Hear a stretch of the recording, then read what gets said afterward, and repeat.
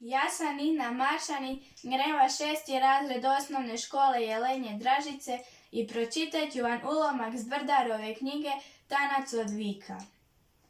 Čuvajmo te naše stare užance, čuvajmo te naše stare užance, dragu besedu i kanat mili, až ako za tu im hludimo i to najdraže zgubimo, i mi smo se zgubili. Materina beseda.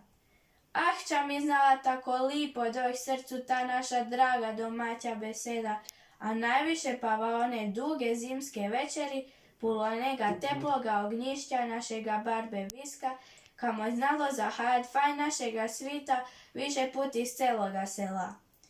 Te večeri su naši stari zvali svet, a si tu svetovalo osenčatje se i kako stori, da se ča više popravi selo i život toga svita. Kad se već uredilo to čaj bilo od potribe, on put bi jedan od starih zel besedu i zašal takova našu starinu, da tako uputi ovo mlaje kako će se lage obrnutva životu.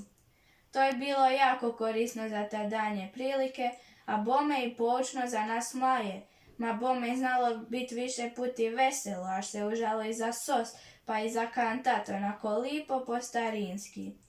Gromništino moj kraju rojeni, od sve si ti najdraža meni. Tu sam vavih va lipom koraju, tu mi tići najlipje kantaju. Naš ča.